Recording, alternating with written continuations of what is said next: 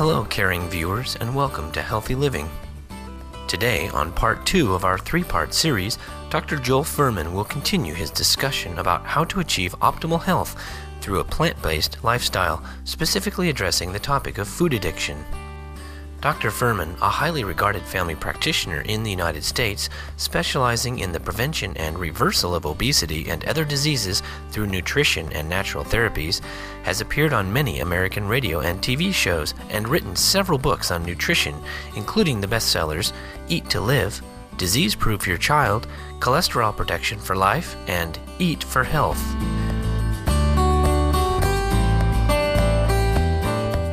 In America today, about 30% of the American diet is animal products, and about 60% is processed foods. 60% plus 30% means 90% of the diet are either processed foods or animal products. What's left over is 10% of fruits and vegetables, and half of that is white potato, and the other 3 or 4% is whole grains. The amount of really green vegetables and red vegetables and orange vegetables and tomatoes and berries and beans and nuts and seeds is a very tiny percent of the diet. No wonder we have a heart attack, a cancer epidemic.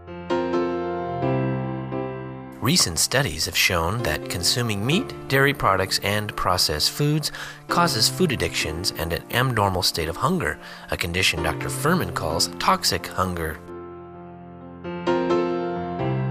People try to diet, they try to cut back on calories and eat less food, and most of the time it doesn't work. The reason it doesn't work is because the quality of the nutrients they're consuming are not adequate. In other words, they're eating a diet with so much processed foods and so many animal products and so much sugar and so much salt and so much soda drinks and things that aren't healthy. Then they try to eat less. They keep craving to eat more food, and because you become addicted, you become a food addict. I call this toxic hunger. And toxic hunger means a raving desire to overeat. 2 hours later, after they just ate, they already start to feel shaky and weak again. They have to eat again.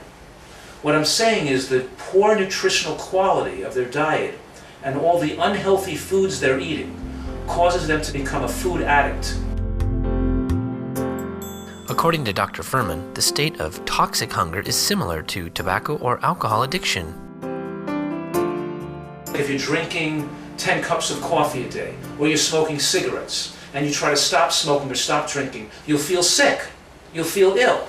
Well, people eat so unhealthy that they try to stop eating, they feel ill. They can't tolerate not overeating, otherwise they don't feel well enough. So trying to be healthy and trying to lose weight is not just about eating less food, it's about eating more of healthy, high-nutrient foods. Eating more of the right food is the method in which you could more comfortably eat less of the wrong foods. Dr. Fuhrman further explains the mechanism behind food addiction. Why people overeat and crave food. It has to do with the way the body functions, because when you eat a meal, the body takes in those calories and stores those calories in the form of glycogen in the liver and muscle tissue. So now when we're not eating food, we could burn off that glycogen and keep our glucose curve flat. So now that we're not eating, just like the wick of a candle burns down the wax, we could slowly burn off that glycogen. When we're living off glycogen and not off the food we just ate, because we finished digesting, that's when the body is breaking down tissue, and it can more effectively repair and detoxify. We're breaking down fat, we're breaking down glycogen, and the body is releasing toxins. Now, if you were eating a diet that was very low in nutrients, if you didn't meet your micronutrient needs, you would have built up more toxic waste products in your body. Toxic waste like free radicals, like advanced glycation end products called AGEs. We actually build up congestion in the cells.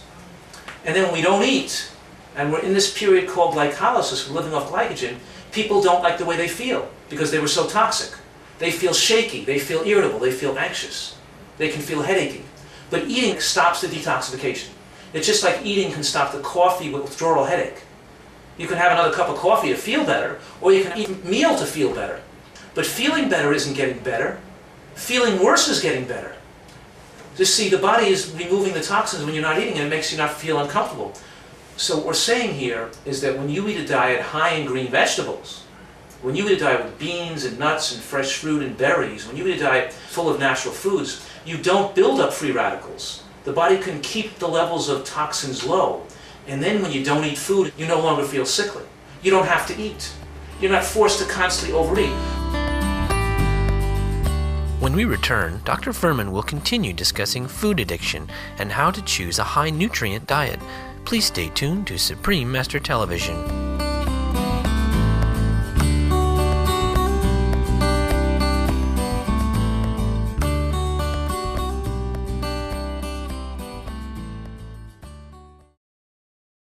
Eating a nutritarian diet, eating a high-nutrient diet, is delicious.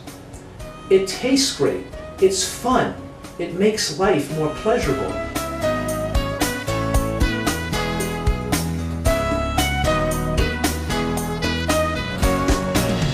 Welcome back to Healthy Living on Supreme Master Television, where Dr. Joel Furman, an expert on nutrition and natural healing from the U.S., is discussing how to avoid food addiction and instead choose a diet high in nutrients. The person that's healthy and eating right won't feel as hungry. They won't feel the toxic hunger, the shakiness, the anxiety between meals. And then the magic thing happens. Because when glycolysis ends, when that glucose source is used up, we get real hunger, the healthy type hunger, and it's felt in your neck and throat. And it's associated with dramatic increases in taste. And now, the simplest foods taste great. So just imagine that you ate a real lot of food in a fancy buffet. And I found you there, I gave you an apple. You go, nah, I don't want this apple. It doesn't taste that good. But now try not eating for a whole day. And then take that same apple. You say, well, that's the best apple I ever tasted in my life. Well, every meal can taste really better than you think. Every meal can be like the best meal you ever eat if you wait till you're hungry. Truly hungry. Now, if you eat healthy enough, you're not going to feel like you have to eat as frequently. And you can wait longer until you have to eat, because you're not going to feel the toxic hunger. You'll only feel the true hunger when it signifies the time when your body really needs those calories and it's important for you to eat. So we're saying that eating a diet high in nutrients directs you to true hunger and the proper signals your body will give you to the right amount of calories you should eat.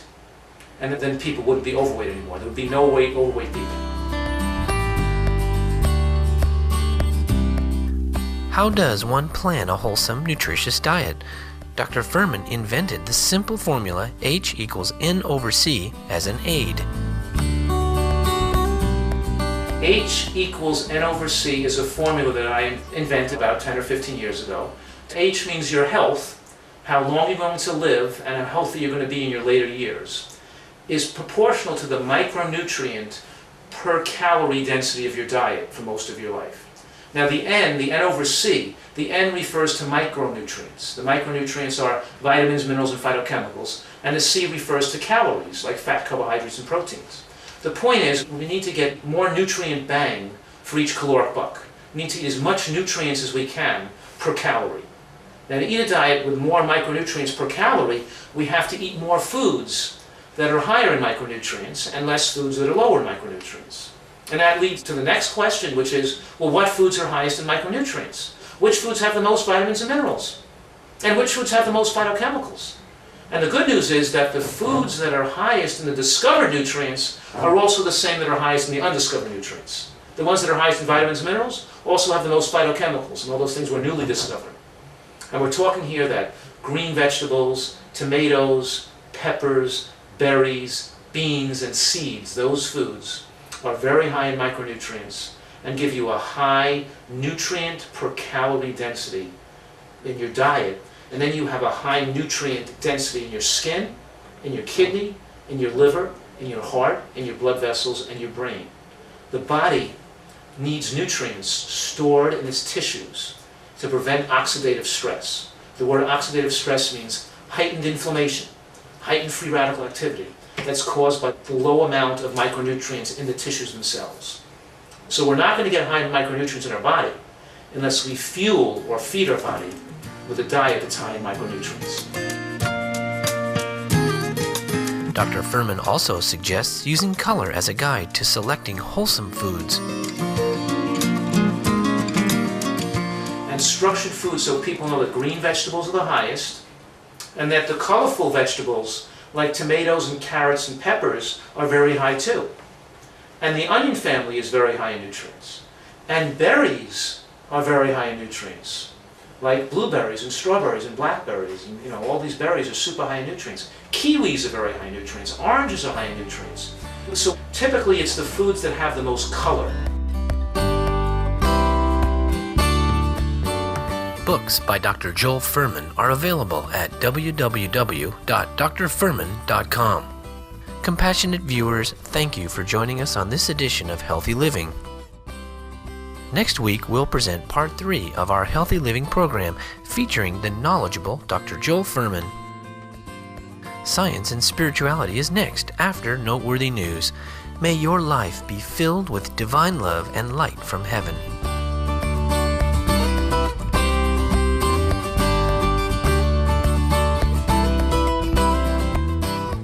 For more details, please see www.suprememastertv.com/HL.